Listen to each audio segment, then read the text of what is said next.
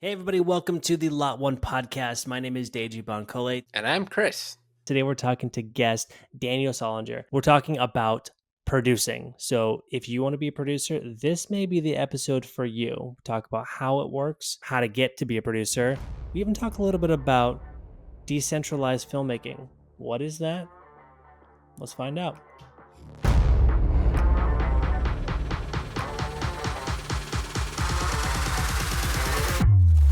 Thank you so much, Daniel, for coming on to this show. Before we kind of get started, do you mind just kind of giving like the audience a little bit of a backstory on who you are, how you get started? Sure, sure. Well, here's my bio, is that when I was in high school, I was a juvenile delinquent, and I was kicked out of one high school, and I got sent to another high school. I got kicked out of Eastside High School in Greenville, South Carolina, and I had to go to Riverside High School in South Carolina. And then I got kicked out of Riverside High School, and they had to send me to night school. So no other schools in Right. the county would take me. And I went to night school, and I met another kid who had been kicked out of this place called the Fine Arts Center, where he was studying film.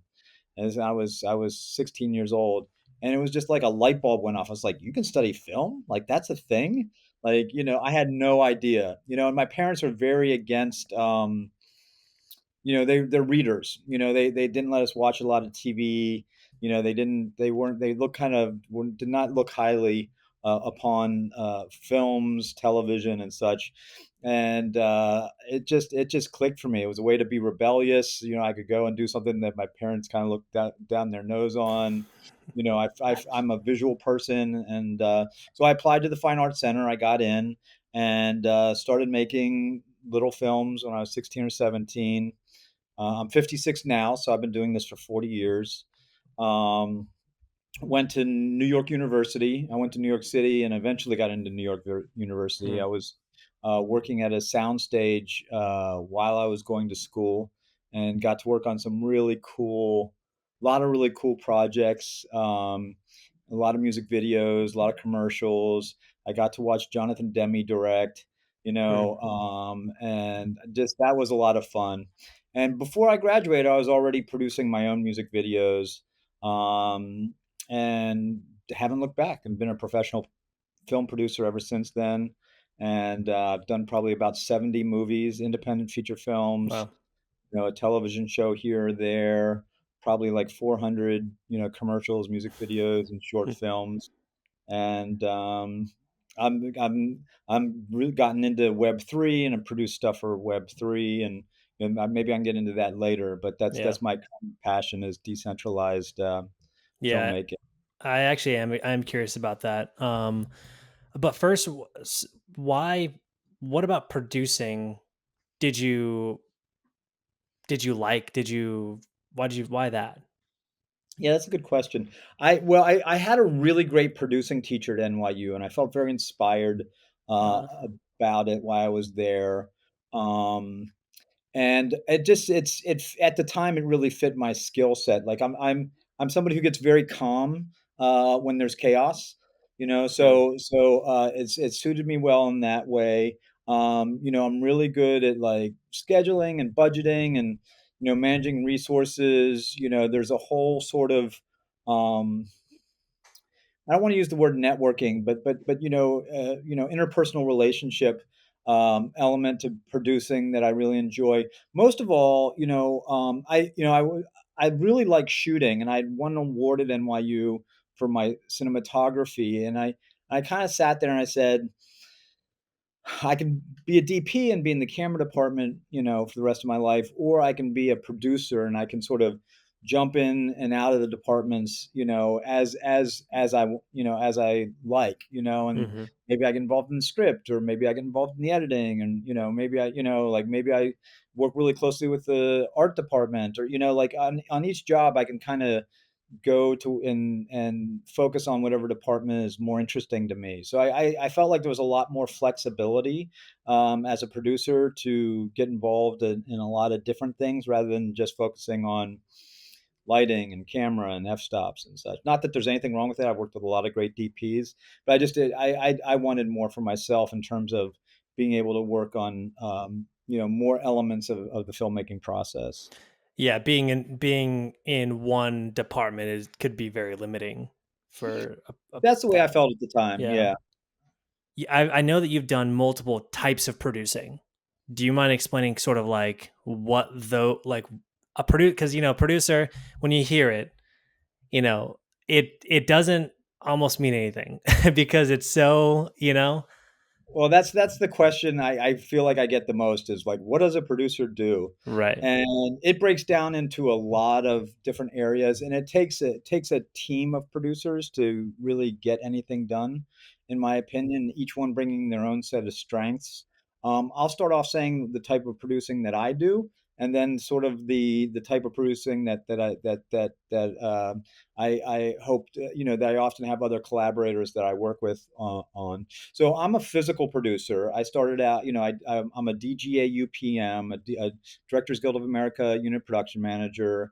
I came up as a line producer, which means that I can take a script and I can break it down into all of its component parts, use that to create a schedule, use the schedule to create a budget, and then execute the budget, making sure that everything's staying on track budgetarily as planned, and then wrap out, finish production and wrap out, hopefully on schedule, on budget, Hmm, and that's sort of the basics of line producing.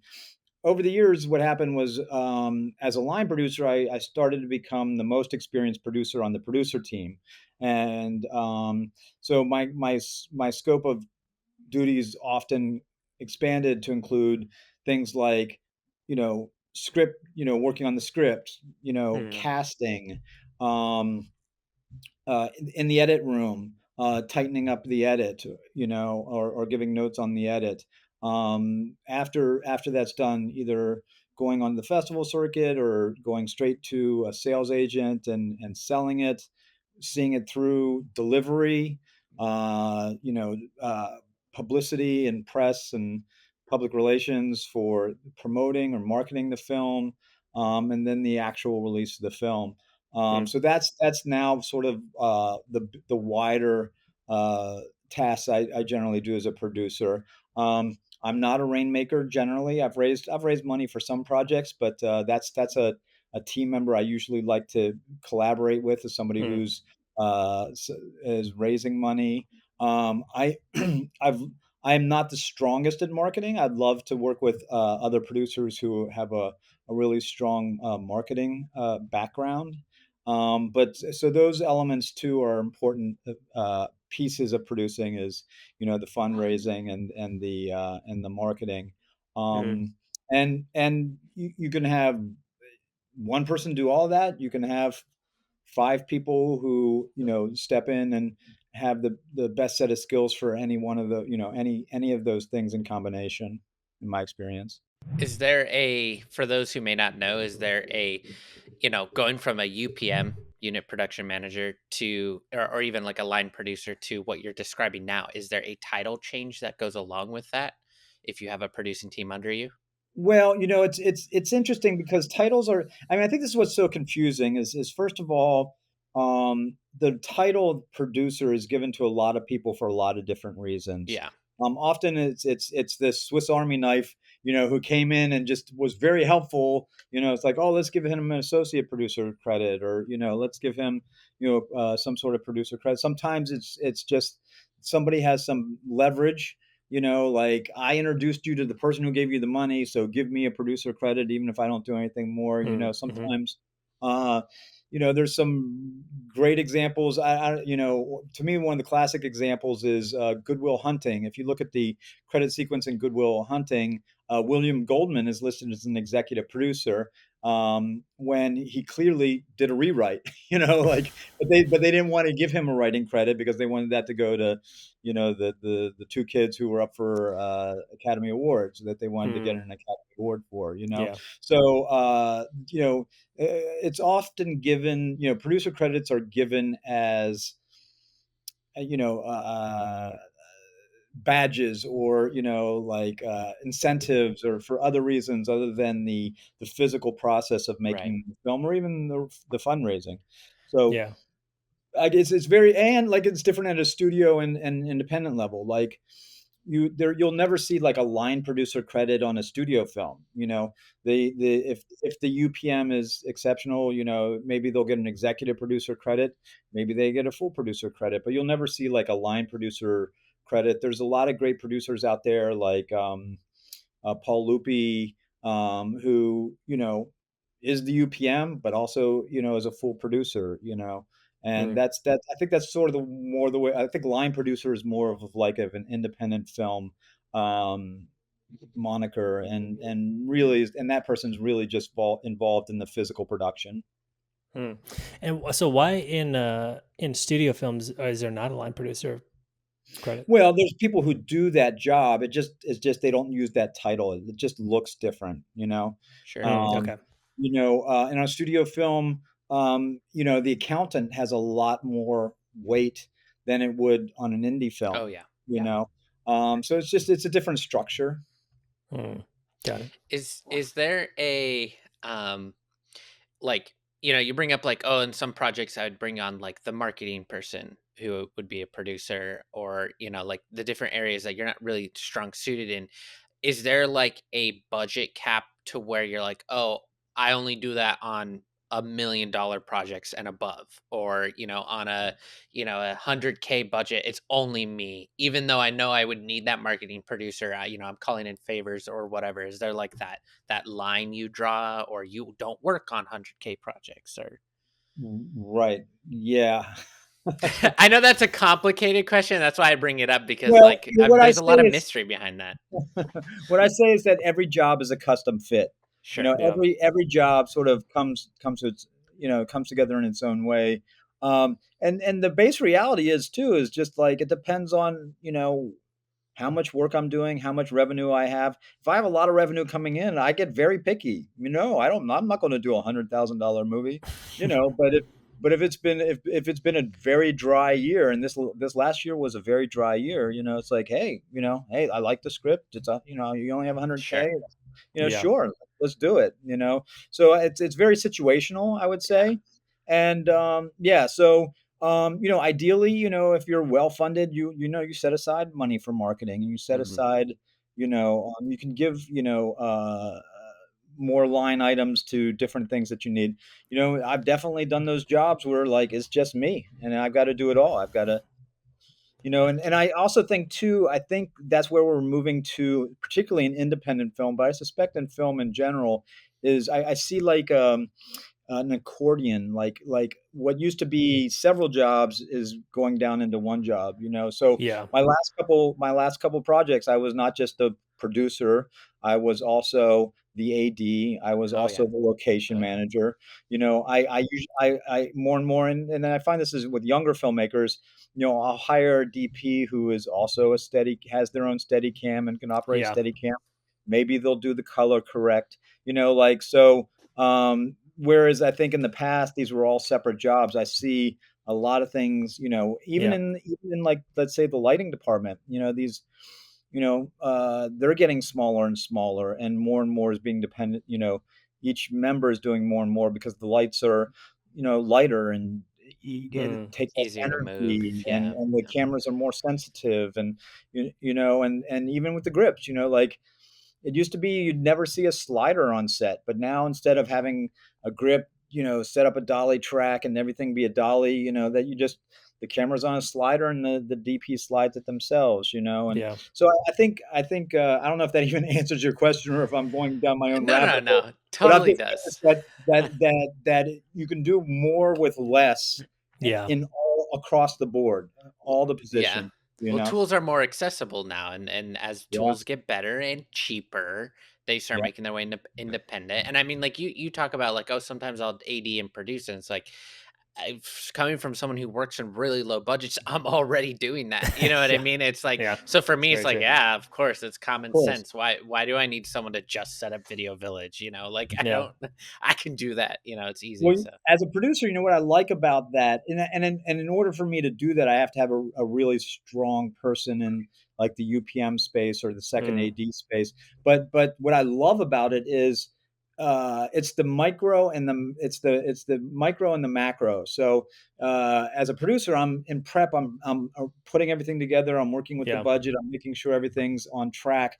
But the best way to keep everything on track when you're in production is to actually be running the set. You know, is to actually keep it on. You know, because the only thing that's going to send it off the rails is going off schedule. You Yeah. know, yeah, at that point, if you've built the machine right, so it's sort Mhm. of like then I can zoom into the micro and just like make sure that like like we're getting every setup done in enough time to make our day without overtime and such. You know.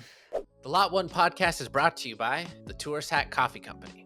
You know what keeps me running on those long film sets, Stagey? What's that, Chris? Coffee. And you know what's the worst thing ever? A swift kick in the pants. No, bad coffee. So that's why I choose Tourist Hat Coffee Company's high quality coffee beans. Their artisan roasted single origin coffee and handcrafted blends are so much better than those stale stuff you get from those other brands. Yeah, those things are bad. Tourist Hat Coffee Company's coffee is artisan roasted, micro roasted, single origin, and their small batch roaster that handcrafts their blends to maximize peak freshness upon delivery. Family owned and operated. What more could you ask for from a coffee company, Deji? I literally can't think of anything else. If you're still not sold, a portion of each purchase goes towards contributing to some of their favorite nonprofit organizations, such as Animation Dance Community, Seeds of Hope International, and Beautiful Gate Orphanage. These guys are good. Make Tourist Hat Coffee Company your new go-to quality coffee choice with our exclusive offer for you, the Lot One podcast listener. Oh, listen up, guys. First-time customers can use the code LOT1BOGO at checkout to receive one free bag of coffee when you buy two. That's right, Deji, buy two, get one free. Whoa.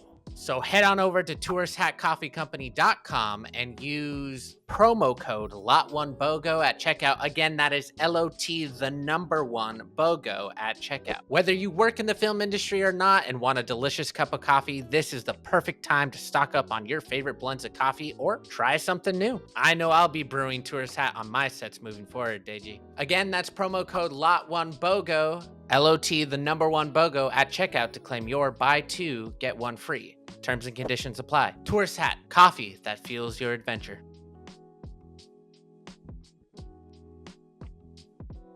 I do have some questions about budgeting.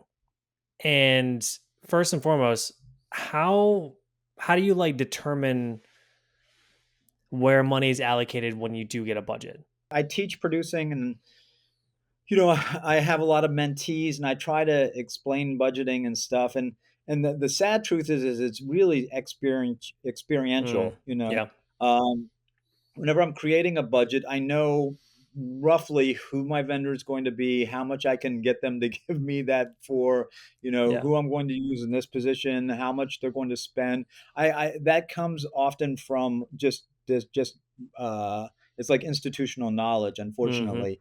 I have a mentor who does big Hollywood movies, and whenever he starts a new budget, he basically goes to all of his old budgets and starts copying, pasting Yep. Yep. departments and sections out of old budgets, knowing, oh, we'll handle that in a similar way. Let me copy and paste the special effects department Hmm. budget from that film and put it into this one, and that's where I'm going to start working from. So it's very experiential.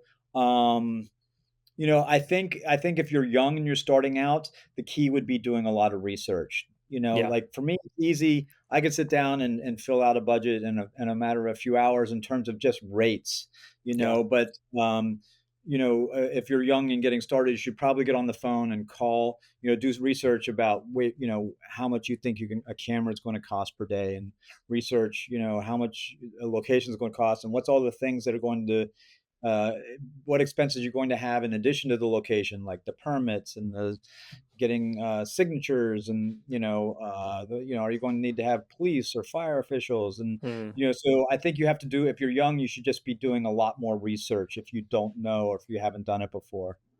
So I'm guessing that, by doing a lot of commercials and by doing a lot of like the shorter projects, it sort of puts you in the not the line of fire. It like basically it forces you to have to come up with all these things because you have projects that are like they're very short as opposed to like all like you have like only thing you've ever done is like 9-month feature films, and then like your vendors are going to be very similar, but like having to find the different budgets, you can find different vendors who are at different price points based on like the budgets you've had in the past, and then you can sort of build that list out for yourself. Is that sort of what I'm?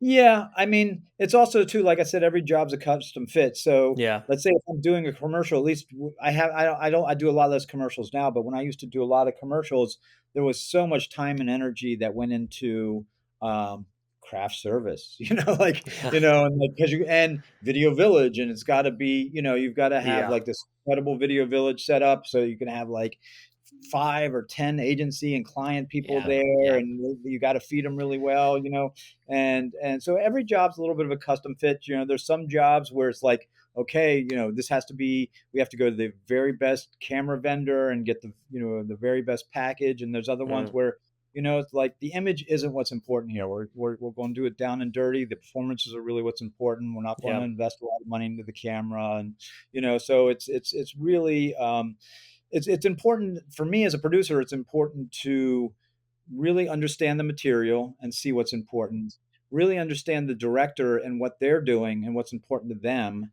and then also what the needs, let's say, of the cast are, if especially if it's cast that's recognizable, because they'll come with their own sets of needs.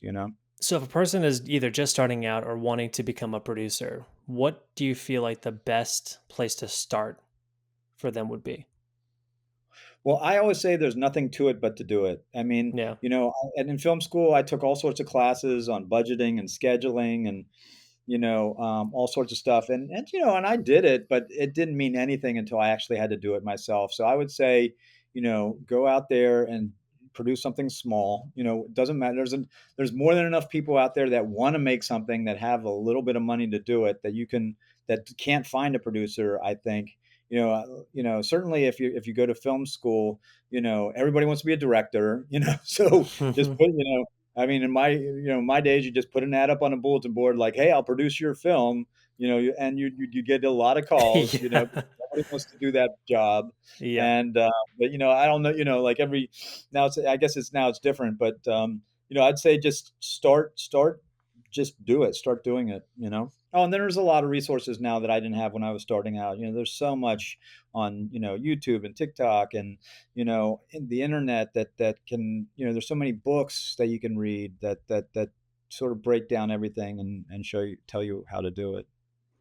So if you were, a person today, you know, just landed in Hollywood, day one, they're on Hollywood and Vine. They're looking up at the buildings. They're looking down at the stars, and they're like, "Well, what the hell do I do?" Well, like, what's your piece of advice for them day one?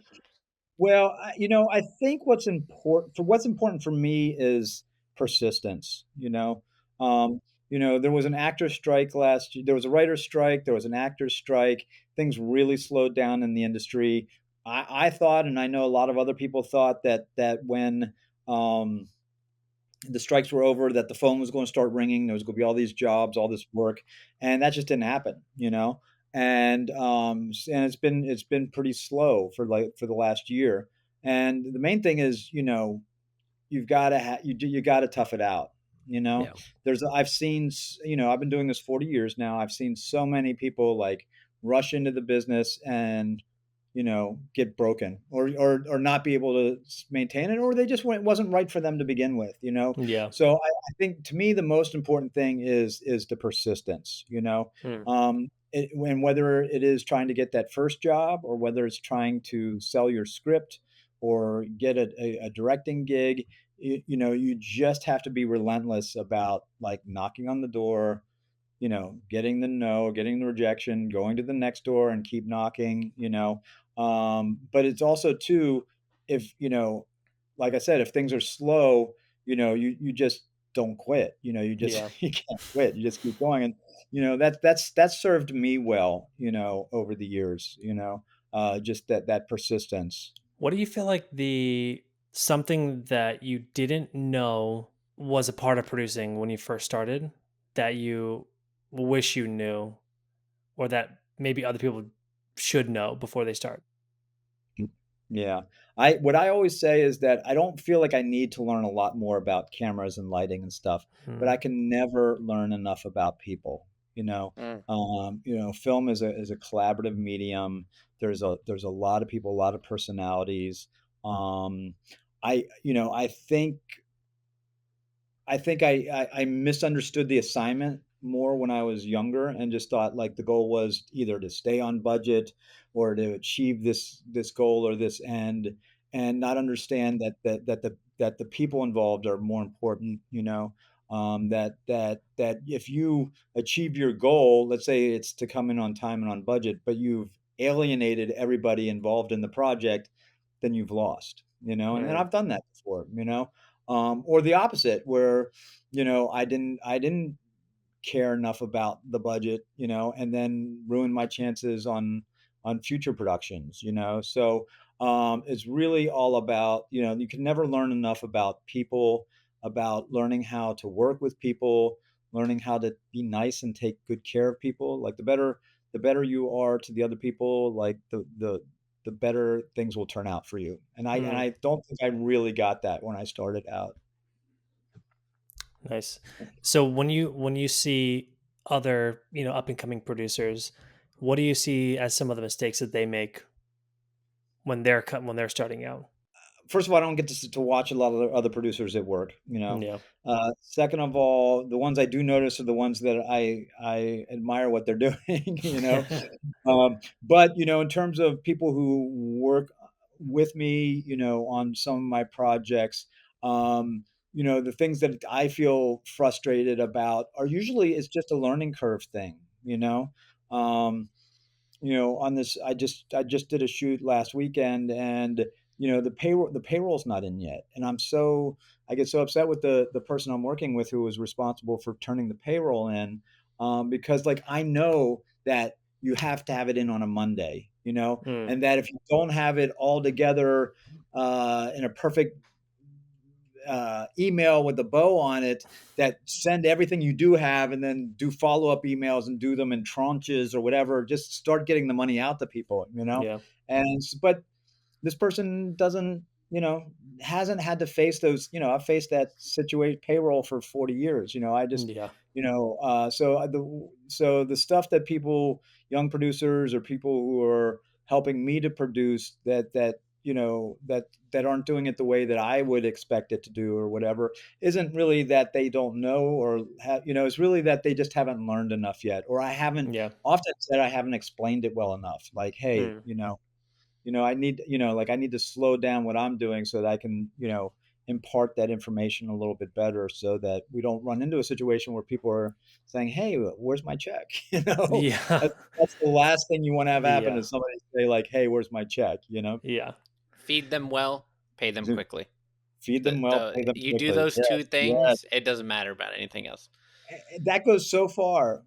People will love working with you if you feed them well and pay them quickly. Yeah. Greetings, film enthusiast. It's Christopher from the Lot One Podcast. Ready for an exclusive pass to our cinematic world? Join our Patreon page for early access, behind the scenes content, and a community of fellow film pros and enthusiasts. Your support keeps the reels turning. Head to patreon.com/the Lot One Podcast and let's make movie magic together.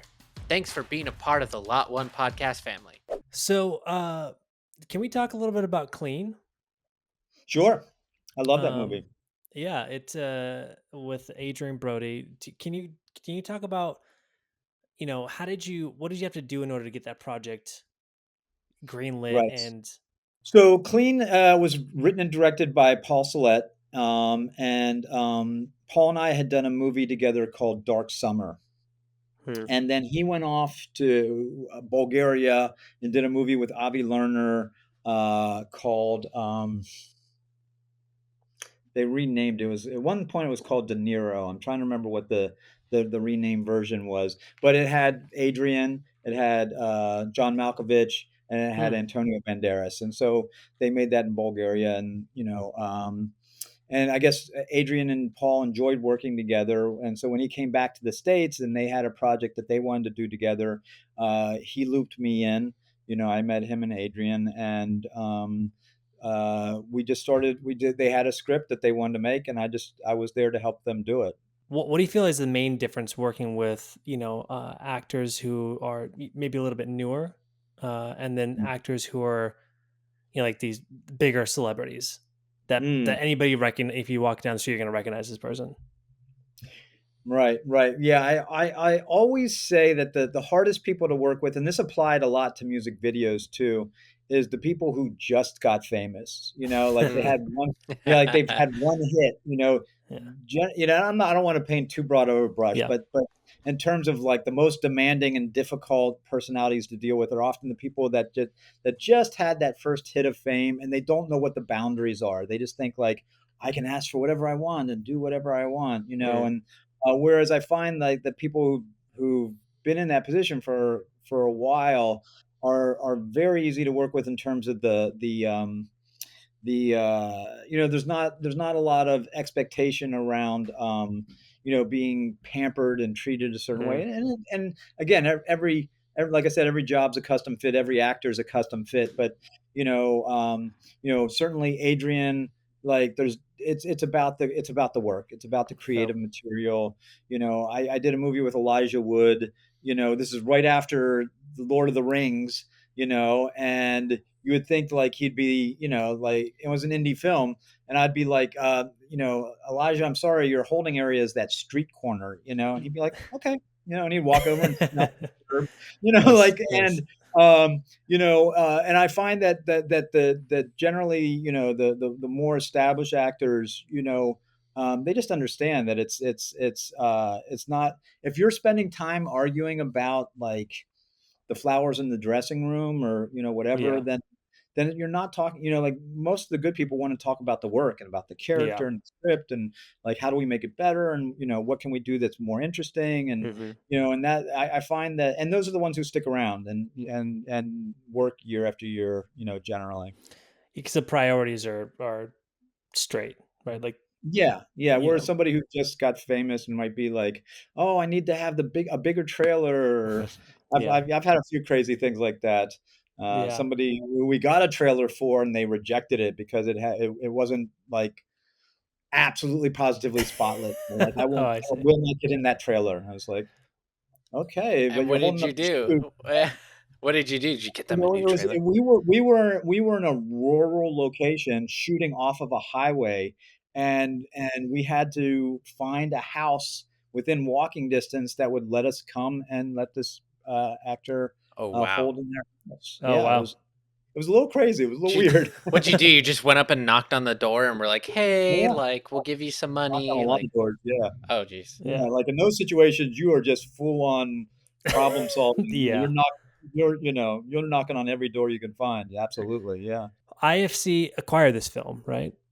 Yeah. The Clean. What was that process like? So, we luckily we had, CAA on board. For those who don't know, what is CAA? Right, CAA is the, creative art agency. They're an agency in Hollywood, and Brian Lord is one of the, principals of it, and he saw the movie, but he wanted the independent film division to watch it, so we went and we screened it for, Rogue Sutherland and, I'm trying to remember the other gentleman's name, but, the heads of the independent film department, they saw it, they liked it, they signed it, which meant they represent it, and Hmm. they would take it out to the marketplace. We premiered at Tribeca and at that point it was sort of open for different distributors to bid on it. Mm. And obviously the agent's job is to try to get the price to the highest possible price. Yeah. And it came down to a lot of people put bids into it. It became between Lionsgate and IFC, and we did several calls with both companies. They brought on. It was a very it was a great call when you're talking to in IFC's case, the head of the studio, Yeah. their head of marketing, their head of press, their head of distribution, and everybody's giving you their what they hope to do with the film, and Oh, they pitch it to you, and yeah. then we made a choice on IFC at that time. We liked Nice. their pitch, we liked the way they were engaged. It seemed like they got what we were doing, and that they were going to do a good job, and very happy with them. They did a really great job. Nice. So that explains like the process of once you made it filmed, but when you were going into filming the project, like did you have any clue who you were going to pitch it to? Did you already start conversations? Was that the original plan, or were you like, we're just making this cuz it's a passion project? Like what was the that early thought process? Uh, the ideal path for an independent film is that you get an equity investor who puts up all the money. Hopefully, it's one person. It's easier that way. You go and you make the best movie you can possibly make. You don't let anybody see it. You Mm. get it as perfect as you can, with the exception of I'm a big believer in focus groups. I believe that once you get it dialed in as much as you can, it's good to sit down with. I usually like to have at least two screenings where you get feedback. You're sitting in an audience where you're feeling the movie play with a group of people, and you're seeing like, oh, they laughed there, and oh, this seems like it's really dragging. Like you get a different experience when you watch it with an audience. So with the exception of like two sort of focus group screenings, you don't let anybody see it. You don't let Mm. anyone in the industry see it. And then you start working on the calendar, and there's like six big festivals that you can really make a good sale at. You have to go around the whole calendar year and apply to all six of them. If you don't get into them, then you have to go down to the next tier festival. Mm. And then at that point, if you get through a year and you don't get into any of the top festivals, then you start calibrating your strategy. You may look at like if you're going to be able to get into a top tier festival, you're going to want one of the top agents to represent it, and you're going to get the best price. If you go around the calendar for a year, and everybody knows these festivals, it starts with Sundance, then it's South by Tribeca, you know Cannes, Berlin, Toronto.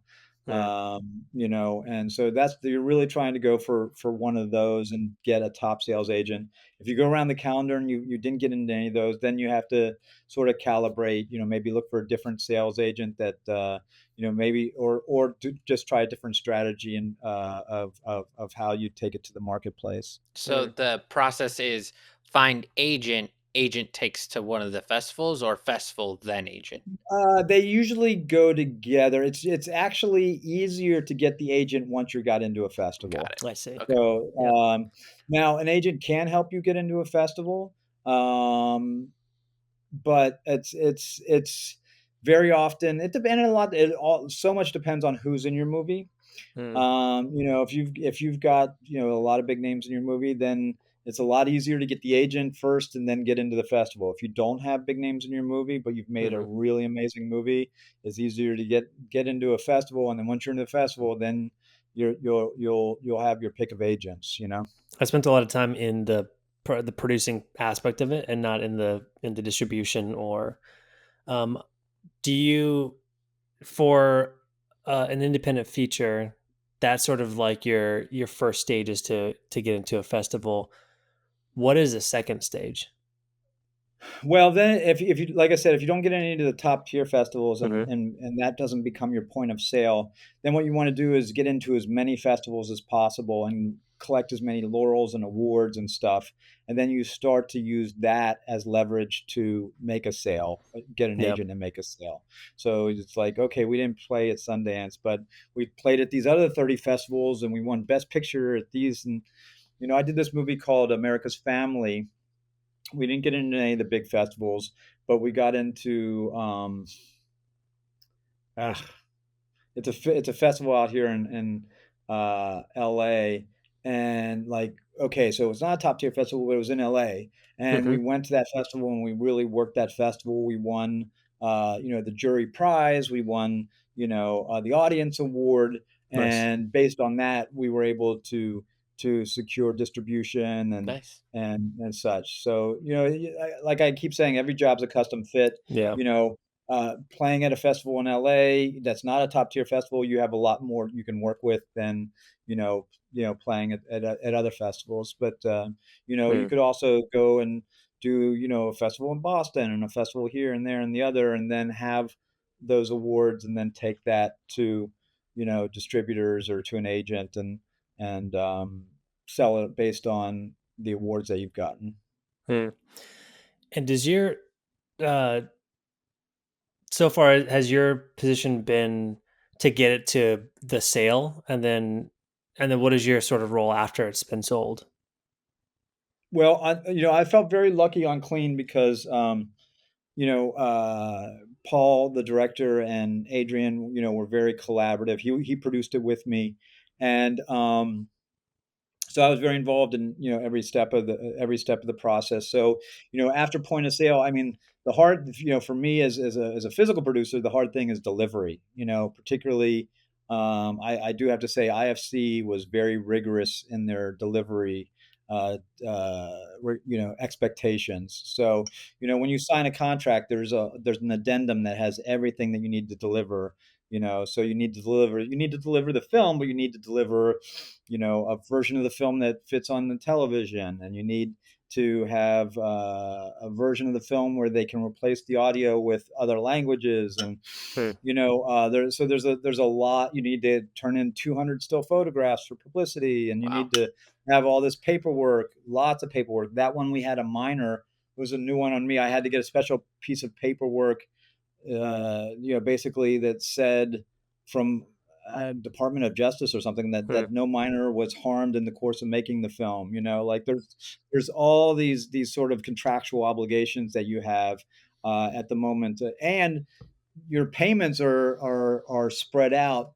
They'll give you an initial payment for signing the contract, but a lot the bulk of your money doesn't come until you've given them every Delivered every. piece of paper, every delivery item that they want, and uh, you know their counsel is going to make sure.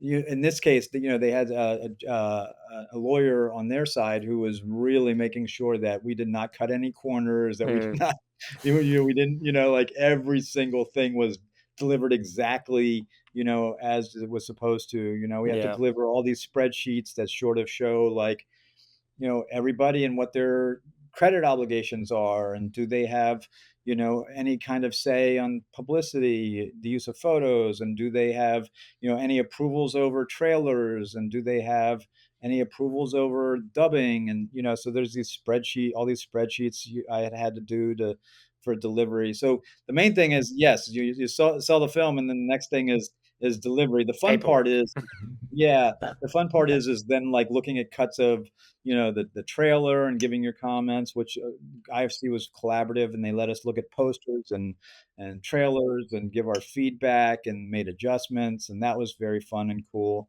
And, working with the press department about, like, how it'll be promoted and where it will be promoted, and, that's the fun stuff. In terms of when you're producing a film or whatever, behind the scenes photos. You bring up, oh, like, oh, they needed like 200 of this. I feel like BTS tends to get forgotten, especially in the lower budget area where it's like, oh, everyone just took photos on their phone and stuff. But like in a even like a micro budget or whatever, how important do you think that is to the sale of your film?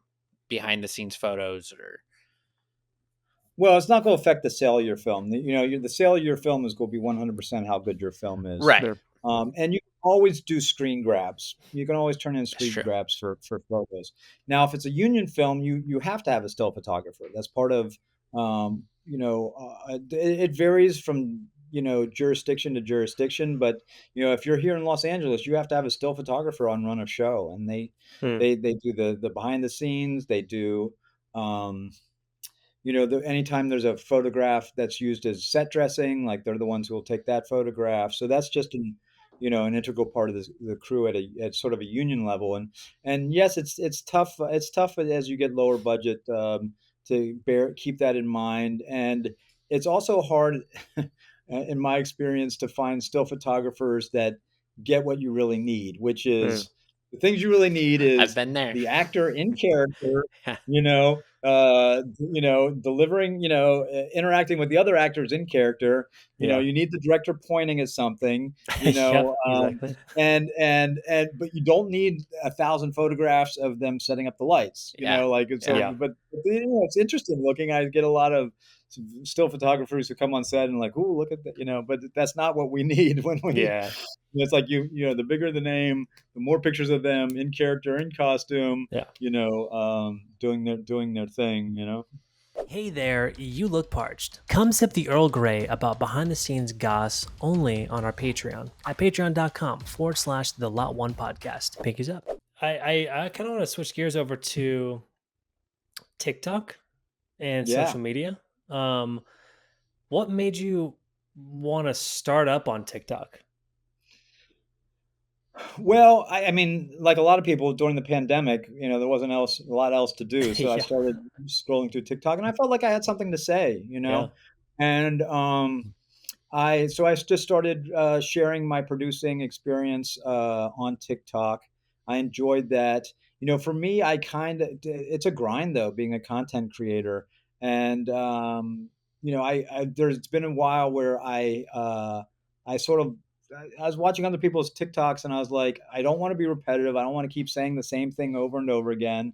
I don't know if I have anything to share right now. So I sort of took a break, but I think I'm going to go back into it because I'm really excited about decentralized film, and I think that's something that people aren't talking about on TikTok. So I feel like I'm going to start creating content based on my thoughts on decentralized film and where that's going. But I think I love first of all, it's the best algorithm in social Oh media. yeah. It's just like the way it just knows what you want and it just feeds it to you. I just think it's amazing. I've learned a lot. I've made friends on TikTok. There's other filmmakers that I'm friends with now because of TikTok, and some projects that have sort of been developed based on meeting people on TikTok. That's great. I've had clients that have come to me because of TikTok, either to help them with their projects or for advice. So it's been I like TikTok, Facebook, uh, Instagram, Twitter. I'm really into this thing now called Warpcast, um, which is a blockchain social media platform. I think for me, social media, and the way I use it is each platform I use for a different purpose. Mm. Facebook is to keep track of what my friends from high school are doing. Like, Sure. TikTok is where I'll just talk about producing and I'll just Yeah. be a producer on there. I'm not trying to, do much more than that. Mhm. Twitter is where I follow cryptocurrency. So I Yeah. feel like everybody has to find that mix for themselves of like what they use each platform for and how they sort of enrich their life, through each platform. But what is decentralized film? So in 2008, this guy Satoshi Nakamoto wrote a Mhm. seven-page paper that basically was the invention of Bitcoin, and and Bitcoin is decentralized money. And decentralization really just means that there's a central ledger that everything is kept track of through the use of all these computers, and that people at any time can go and look and see what's happening, and everybody agrees this money was sent here, this money was sent there, this money was sent there. That concept that Satoshi Nakamoto came up with, um, as mundane as it sounds like, because it's really just talking about a bank ledger, is one of the most revolutionary things that have happened in our lifetimes.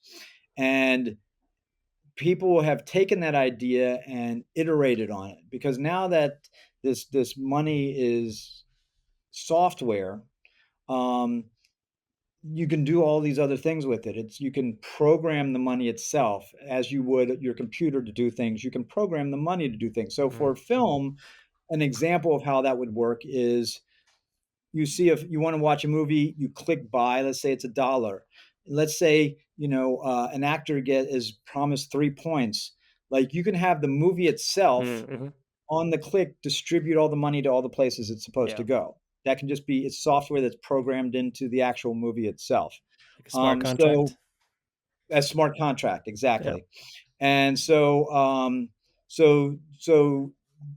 I think decentralization is going to eat everything. It's just going to become more and more and more part of the background of our lives. Is that everything will be on a distributed ledger that will be pro automated, and and everything will happen sort of in the background. Now, I've really gotten into collecting comic books lately, and I'm collecting NFTs that are on the Ethereum blockchain. I can prove I am this unique owner of it, because it has it has this uh, uh, uh, entry into that ledger. Nobody else can have this one particular comic book that I've gotten. I can use that to sell it. That gives it value, that I can sell it. There's a scarcity to it. And I think that that's going to hit the film industry. And another thing is that it's peer to peer. Like mm, Bitcoin. If I wanted to send you Naja money, I could just send it straight to you. There's no banks involved. Um, especially if you're dealing with people in other countries, they don't have to go through a series of banks and a series of middlemen, and everybody getting their cut. It's peer to peer. And I think that the filmmakers would love to be able to just go directly to their audience without yeah. having the middlemen, and and this and that and the other. Yeah, that's what I was gonna And ask is what do you like, what is your prediction how it's gonna impact film, long term? Right.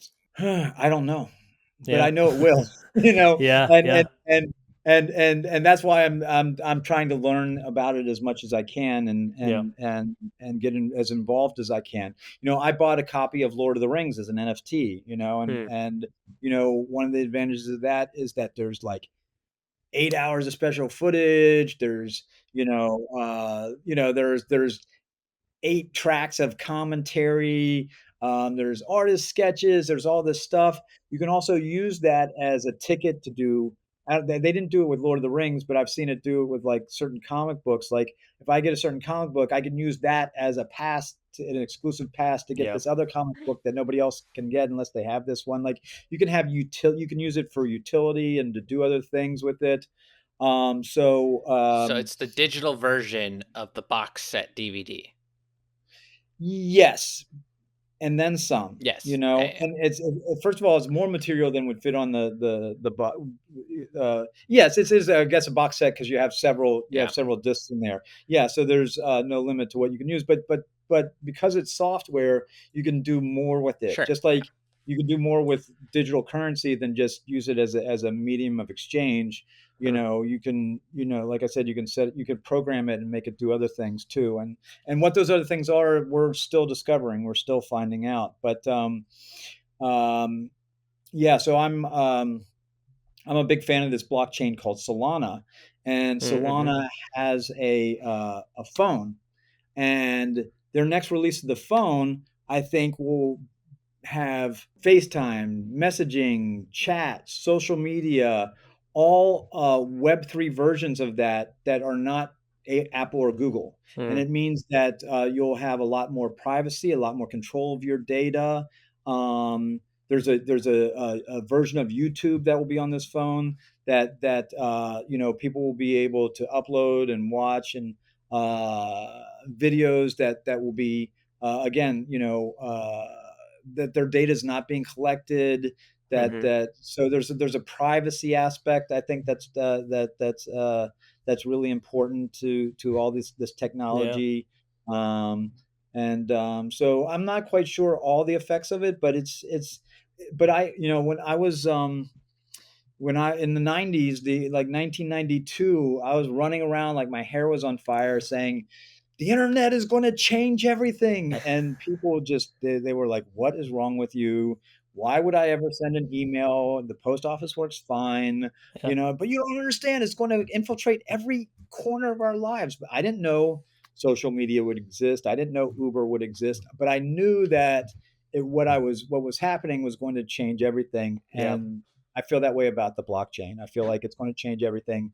I'm not clear exactly how yet, and I know that it's going to be very disruptive. And if there is, and I think the film industry is very ripe for disruption. I Mm. think, and it's already being disrupted. I Yeah. mean, Yeah. I For sure. probably watch TikTok more than I do movies. And there's all this, sort of competition for attention now that the industry faces. But even beyond that, like networks and studios, like I, decentralization means that it will be more whatever it becomes. It will be birthed out of a community rather than a CEO Mhm. giving marching orders to the development teams and to the marketing staff, and all this sort of top down corporate hierarchy. Decentralization will come out of a community. Like there was a decentralized autonomous organization. They're called DAOs, and it's just sort of like a crypto project that you can launch. And somebody launched a DAO to acquire a special copy of Dune, a physical book. And this community raised some insane amount of money, like $13 million, and to buy this book, and they bought the book. Now, a lot of the people who got into the DAO didn't realize that didn't mean that they had the intellectual property rights to do whatever they want with it, but it just goes to show that energy where you can have a community sort of jump into something and say, here's I'll give you $1, he'll give you $1, he'll give you $1, and we'll all together do this thing and collaborate and make these decisions and create this something. And I think that's the way uh, media and entertainment is going to move to. It's just sort of community based. With I heard a great term the other day. It was uh, stakeholder capitalism.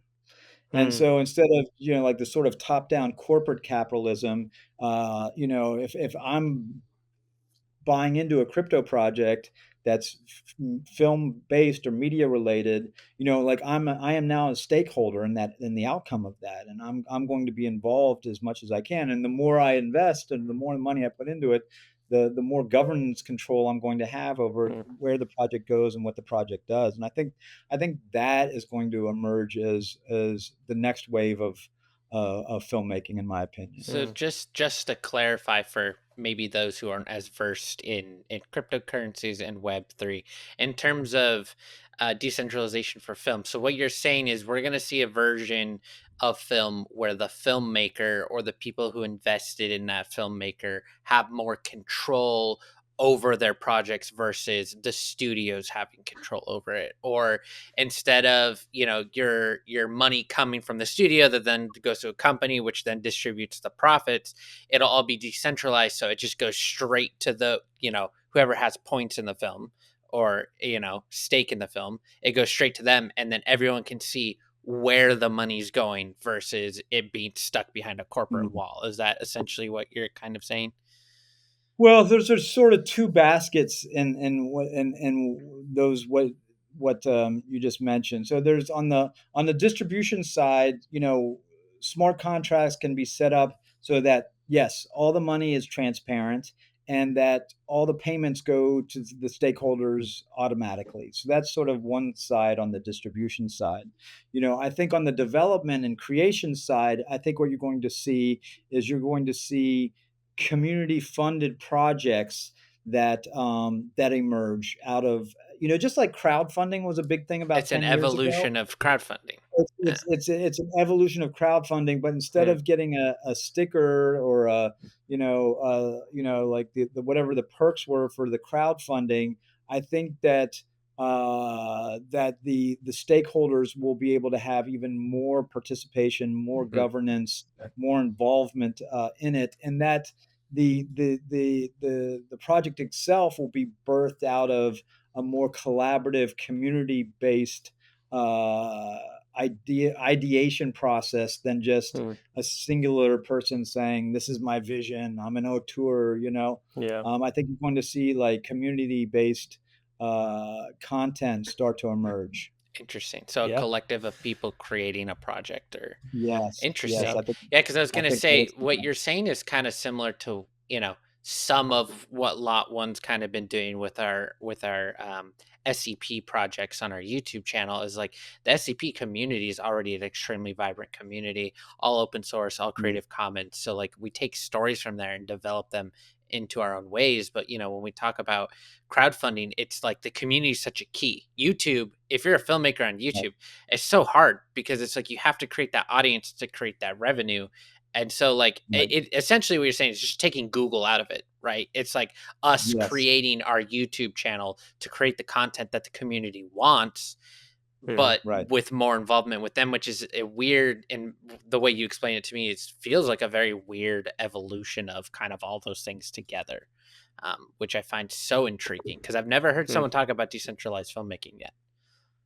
Oh, Yeah. well, there's a lot of people working on it. There's Roman Coppola, Francis Ford Coppola's son, has Hmm, started a company, and they're 3 or 4 years into it called Decentralized Pictures, interesting. and their approach is to use cryptocurrency and to use decentralization to incentivize and reward young filmmakers, screenwriters. They have screenplay competitions, documentary filmmakers. They provide funding for completion of documentaries and stuff like that. But so they've been around, and they have a token that's associated with their platform, and called, it's just the film token.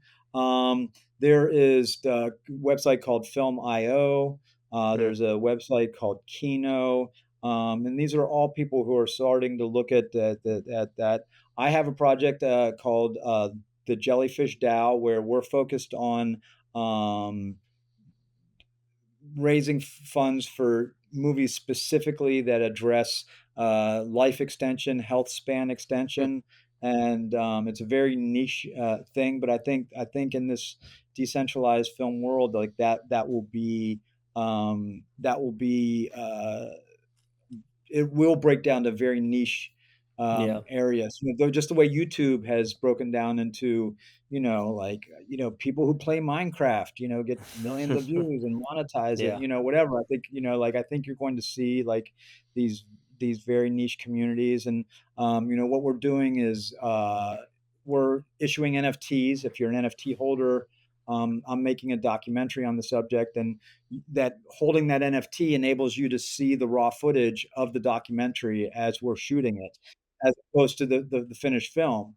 So you'll be able to. We just interviewed this wonderful person, Peter Diamandis, and we're making that footage available for the NFT holders to watch.